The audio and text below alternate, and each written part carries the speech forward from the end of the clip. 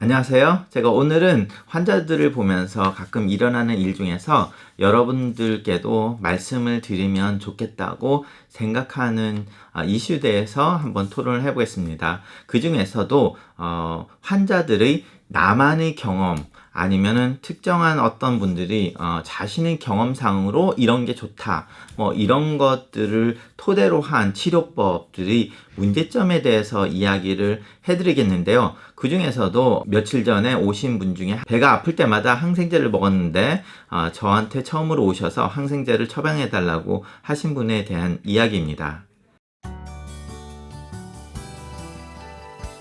자, 아래에 있는 구독 버튼을 눌러주시고 알람 기능을 켜주시면 더욱 많은 분들이 저희 채널을 보실 수 있습니다. 그리고 제가 하는 이 강좌가 마음에 드시면 좋아요를 눌러주시기 바랍니다. 자, 먼저 오늘 공지사항을 하나 말씀드립니다. 제가 그동안 라이브 방송을 좀 더 많이 하려고 했는데 좋은 점도 있고 나쁜 점도 있어서 라이브 방송의 좋은 점은 많은 분들이 질문하고 싶은 것을 충분히 해드릴 수 있는 거고, 나쁜 점은 그러다 보니까 이야기가 좀 길게 되고 편집도 못하고 하니까 중간에 공백 시간도 많고 그러다 보니까 지루해지고 그리고 질문들이 우후죽순으로 여러 가지 토픽을 하다 보니까 어떤 특정한 토픽으로 인한 생방송이 아니게 되거든요. 그래서 제가 최소한 일주일에 한 번은 라이브 방송으로 하되, 그 라이브 방송에서는 한 가지 특정한 토픽을 위주로 질문을 받긴 하지만 여러 가지를 다 커버를 하기로 했고요. 그래서 생방송을 할 때에는 질문과 답변에 대한 것만 1시간을 전부 다 쓰기로 결정을 했습니다. 그리고 아무래도 정규적으로 해드려야 될 것 같아서 화요일 날 저녁 8시에 하려고 지금 일시적으로 잡았습니다. 그래서 매주 화요일 8시 LA 시간으로 찾아뵙겠습니다. 자, 많은 참여와 시청을 바랍니다. 감사합니다. 안녕하세요.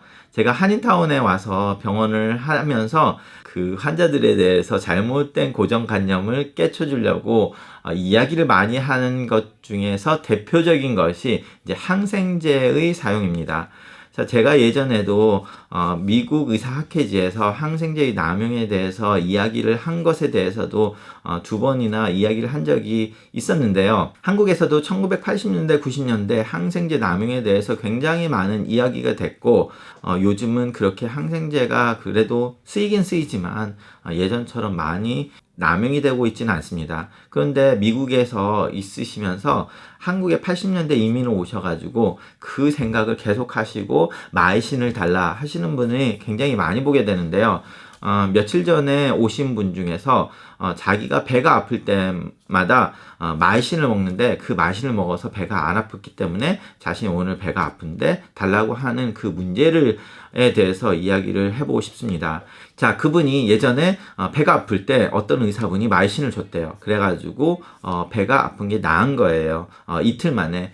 그런데 그 후에도 뭐 배가 아프면 하루 이틀 만에 낫는 적이 많이 있었어요. 항생제 없이도. 그렇지만 그 항생제를 먹고 나은 기억이 너무 강렬하다 보니까 저한테 오셔서도 항생제를 달라고 하는 건데, 자, 이 배가 아플 때 항생제를 주는 거는 굉장히 큰 문제가 있었습니다.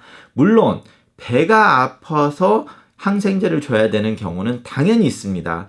예를 들어서 콜레시스타이리스라고 해서 쓸개에 염증이 났거나 아니면은 장에 염증이 났을 때 항생제를 주기도 하는데요. 뭐 이렇게 해서 실제적으로 필요해서 주신 분들도 있는데, 이분의 경우에는 완전히 잘못된 거죠. 배가 아플 때마다 그 항생제를 먹는다. 그래서 아픈 것도 뭐 굉장히 많이 아픈 게 아니라 살살 아프다. 뭐 우유를 먹어서도 살살 아플 수도 있고, 기분 나쁜 사람하고 밥을 먹어서도 배가 아플 수 있잖아요. 그럴 때마다 항생제를 먹게 되면 이 항생제의 남용으로 인해서 C. diff colitis라고 하는 그 병이 생길 수 있습니다. 장염이 생길 수 있는데 실제로 제가 그런 장염이 걸려서 죽는 사람까지도 봤거든요. 왜 저는 이제 신장내과로 그때는 이제 일을 하면서 왜 보게 됐냐면, 이분이 장염으로 항생제를 먹었는데 항생제 때문에 더 부작용이 돼서 그게 C. difficularis가 돼가지고 왔는데 너무 심해가지고 장이 파열돼서 그 폐혈증에 걸리다 보니까 콩팥이 망가져서 투석을 하게 될 정도까지 가서 결과적으로 투석을 했음에도 불구하고 돌아가신 분인데 최악의 경우죠. 그렇기 때문에 저 같은 경우는 최악의 경우를 그런 식으로 해서 콩팥까지 망가진 사람들을 보기 때문에 그게 얼마나 무서운지를 아는데 환자분들은 그런 거를 못 보니까 이게 마이신을 한번 먹었는데 어떻게 우연찮게 좋아졌기 때문에 나는 무조건 먹는다. 그 말은 굉장히 문제가 있습니다. 자, 이 말을 하다 보면 우리가 어떤 말을 또 하냐면 자기의 경험 이런 거를 말씀을 하시는데요. 환자들의 자신의 경험 아니면은 특정 어떤 의사가 아닌 사람들의 자기가 아니면은 뭐 보조품을 파시는 분들이 보조품을 먹여봤더니 어떤 자기의 손님이 몇 명이 되게 좋아졌다. 그래서 그 경험 그런 것들이 문제가 뭐냐면요. 뭐를 하든지 간에 시간이 맞아가지고 어떤 치료법이 아무런 효과가 없어도 예를 들어서 배가 아팠다. 그럼 2, 3일 있다가 되면은 자동으로 낫는 경우가 많이 있어요. 그런데 그 시점에 어떤 약을 치료법을 행했더니 나았다. 그러면 그 약이 이 치료를 한 게 아니라 그냥 자연적으로 우리가 회복을 하는 관계에서 이 치료법이 중간에 끼었을 뿐이라는 거죠. 그렇기 때문에 우리가 이럴 때 항생제를 드시지 말라는 거예요. 특별히 항생제를 먹어야 되는 그런 경우를 제외하고는. 자, 그래서 저 같은 경우는 지금 먹지 말라고 한 거잖아요. 그런데 이제 이게 거꾸로 어떤 경우에는 이제 보조품을 파시는 분들은 어떤 약을 주니까 사람들이 좋아졌다. 그러면 이제 이게 완전히 반대가 되는 거예요.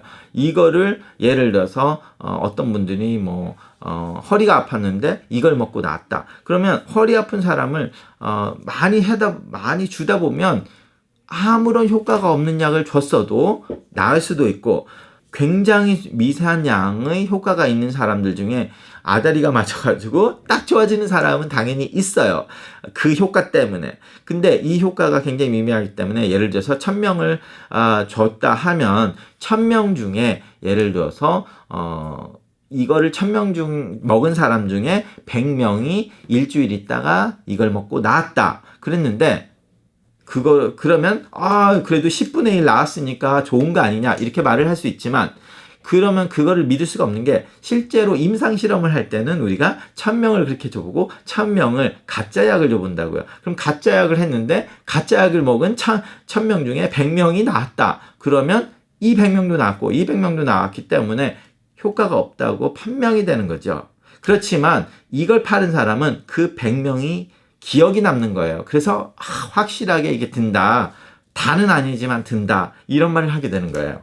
그래서 어떨 때는 우리가 의사로서 가끔가다 개인적인 의사의 경험이 굉장히 중요한 것도 있기는 하지만 그런 경험이 가끔 가다가는 잘못된 통계로 인정이 될 때가 있어요. 그렇기 때문에 어떤 의사들은 내가 이런 내 경험으로 봐서 이런 경우에 좋다 이랬는데 물론 그 경험이 중요한 건데 특정 경우에 어떤 통계를 봤더니 통계에서는 이게 아니라고 나왔는데 내가 해보니까 나는 아니었다 이러면 실제로 그게 아닐 수도 있지만 이분이 자기가 그 중에서 나은 사람만 기억이 나가지고 이게 굉장히 좋다고 생각을 잘못하는 경우도 있다는 겁니다. 이게 뭐 꼭 보조품을 파는 분만이 아니라 의사한테도 일어날 수 있는 일이기 때문에 우리들이 항상 개인적인 경험은 중요는 하지만 어떨 때는 개인적인 경험이 잘못 판단이 될 수도 있으니까 통계와 항상 비교를 해보라고 하는 거거든요.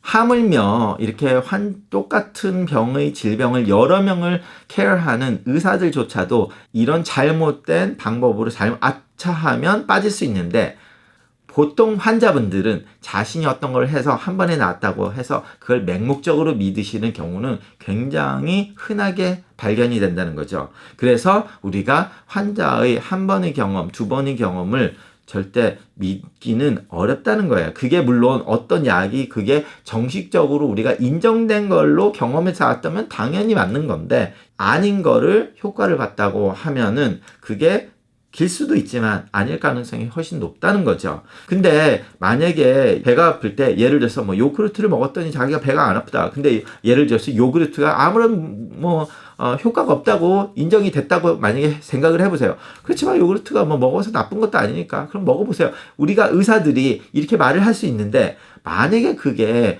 부작용이 심한 거면 항생제처럼 그러면 그거를 먹으라고 하면 안 된다는 거죠. 그렇기 때문에 환자랑 이제 말싸움을 하게 되는 거예요. 하지 말라. 근데 환자는 꼭 하고 싶어. 항생제 받고 싶단 말이에요. 뭐 그렇게 해서 안 된다. 뭐 이렇게 해가지고 설명을 드리게 되는 겁니다.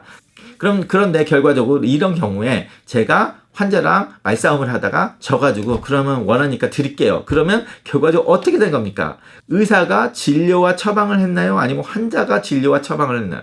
환자가 진료와 처방을 하게 된 거잖아요. 결과적으로 의사가 써주기는 했지만. 그렇기 때문에 환자 입장에서 야 그래 내가 의사하고 알기로 해가지고 이겼다 이러면 이긴 게 꼭 자신한테 좋은 게 아니라는 거를 반드시 생각을 하셔야 됩니다. 의사는 환자랑 어느 정도 말을 해주다가 환자가 굽히지 않으면 환자가 원하는 쪽으로 해주는 가능성이 꽤 높기 때문에 그럼 결과적으로 그게 가장 좋은 선택은 아니게 될 수 있다는 거라는 겁니다.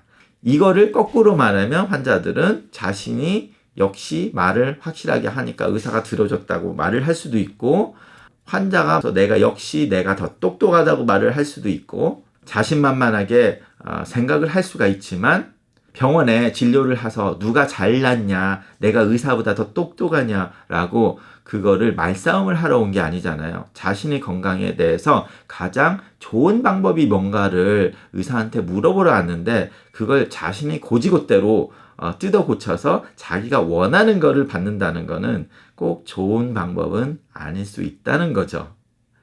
그래서 저도 솔직히 어떤 거에 대해서 이거는 할 필요 없어요 이렇게 말을 하다 환자가 완강하게 가면은 제가 지는 경우가 많아요. 항생제 같은 경우는 제가 안 지려고 해요. 왜냐면 부작용이 너무 많기 때문에. 그렇지만 부작용이 큰 게 아니라면 그냥 환자가 원하니까 해주는 경우도 많이 있게 돼요.